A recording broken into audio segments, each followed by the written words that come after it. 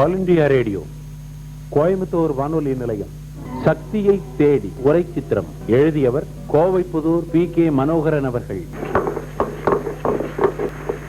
இது என்ன சப்தம் என்று சொல்ல முடியுமா? முடியவில்லையா? சரி. இதுவும் தெரியவில்லையா? சரி சரி. இது தெரிந்திருக்குமே. அது சரி. இதோ இந்த ஒலி, இதுவும் தெரியுமா? உண்மைதான். அம்மிக்கல்லும் ஆட்டுக்கல்லும் இன்று நினைவு சின்னங்களாக்கி கொண்டிருக்கின்றன. நம் காலத்திற்கு பிறகு கல்யாணத்தில் அம்மி மிதித்து அருந்ததி பார்ப்பதற்கு பதிலாக மிக்சி மிதித்து அருந்ததி பார்க்கக்கூடிய நாளும் வரக்கூடும். நெல்லு புத்த மாவரைக்க நீரரைக்க மிஷினு, அல்லும் பகலும் ஆக்கி அரிக்க அதுக்கு ஒரு மிஷினு, கொல்ல போறத்துல குழா வைக்கணும், குளிர் மிஷினும் கூட வைக்கணும், பள்ளிக்கூடத்துக்கு பிள்ளைங்க போகாம படிக்க கருவி பண்ணியும் வைக்கணும். முடிஞ்சுதா? உன்னை மறந்துட்டேன். என்ன அம்மா? பட்டனை தட்டி விட்டா 2 தட்டில இட்லியும் காபி நம்ம பக்கத்தில் வந்துடணும். ஐயா, கட்டிலுக்கு மேலே பேனு காத்த சுத்தோணும், காலங்காட்டும் கருவியும் வேணும். அன்றைய கவிஞனுக்கு இது ஒரு கற்பனை, அந்த பெண்மணிக்கும் அது ஒரு எட்டாத கனி. ஆனால் இன்று அந்த கற்பனையையும் கடந்து வெகு தூரம் வந்துவிட்டோம். இயற்கையில் இயல்பாகவே தோன்றும் மாற்றங்கள் சில. மனிதனின் அறிவு கூர்மையாலும் விடாமுயற்சியினாலும் உருவாக்கப்படும் மாற்றங்கள் பல. காலத்தின் மணித்துளிகள் உதிர உதிர மனிதனின் அறிவு துளிகள் பெருகிக் கொண்டே இருக்கின்றன. அறிவு வெள்ளம் பெருக பெருக இயற்கையின் ரகசியங்கள் அறியப்பட்டு புது கண்டுபிடிப்புகளும் அறிவியல் உண்மைகளும் மலர்ந்து கொண்டே இருக்கின்றன. இந்த நிகழ்ச்சியில் நாம் சந்திக்கவிருப்பது அறிவியல் உலகினுடைய ஒரு தலைவன், ஒரு சாதனையாளன், இன்னும் சொல்லப்போனால் இந்தியாவினுடைய நிலா மனிதன் என்று சொல்லக்கூடிய விஞ்ஞானி திரு மயில்சாமி அண்ணாதுரை அவர்களைத்தான். வணக்கம் ஐயா. வணக்கம்.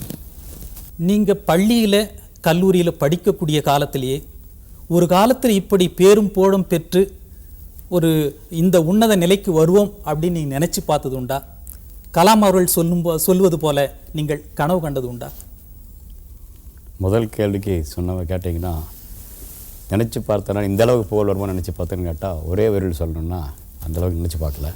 இந்த மயில்சாமி அண்ணாதுரையினுடைய வாழ்க்கையில் மறக்க முடியாத ஒரு நிகழ்வு அப்படின்னு கேட்பதாக இருந்தால் எந்த நிகழ்வை நீங்கள் சொல்வீர்கள்? ஓகே, ஒன்று நான் எதையும் எதையும் மறக்க விரும்பாதவன். என்ன பழசேன்னா நான் திருப்பி சொல்கிறது தான், ஏறி வந்த ஏணிப்படிகளை மறக்கக்கூடாது. எந்த வகையில் இது போன்ற மாணவர்கள் வெளிநாட்டில் சென்று வேலை செய்வதை விட இந்திய நாட்டிலேயே வேலை செய்வதனால் தேசம் மேம்படும் அப்படின்னு நினைக்கிறீங்க? இந்தியா நிறையா எவ்வளோ தான் நம்ம செலவு பண்ணி ஒவ்வொருத்தரும் மாணவன் படித்தாலும் இந்திய குடிமகன் ஒவ்வொரு காசும் அவங்களுடைய கல்வி கண்டிப்பாக பயன்பட்டுருக்குது.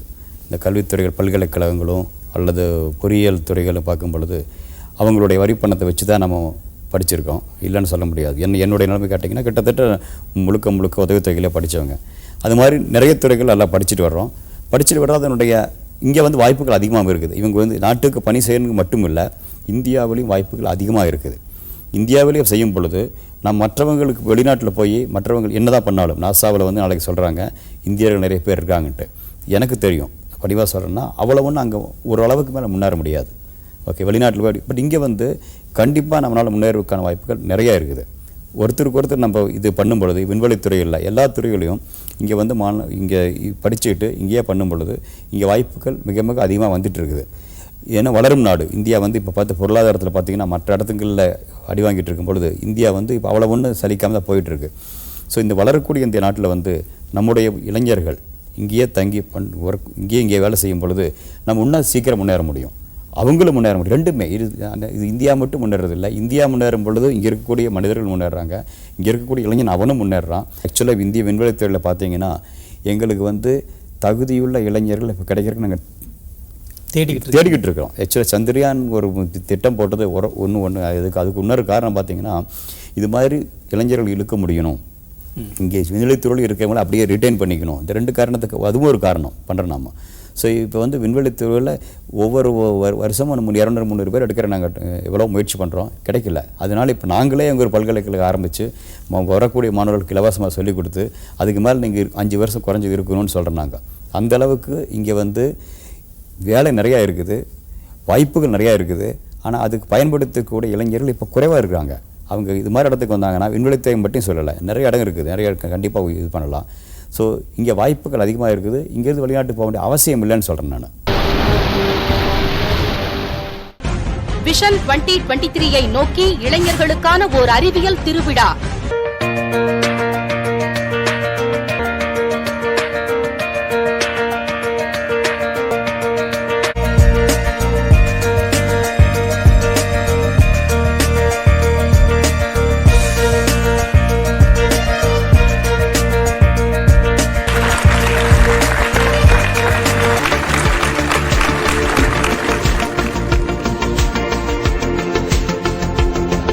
நண்பர்களே வணக்கம்.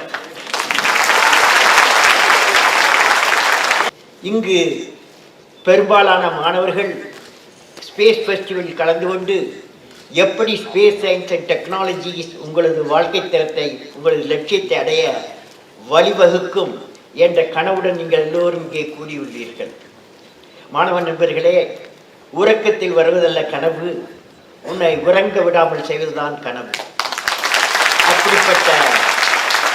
அப்படிப்பட்ட கனவும் லட்சியங்களும் உங்களை உயர்த்தும்.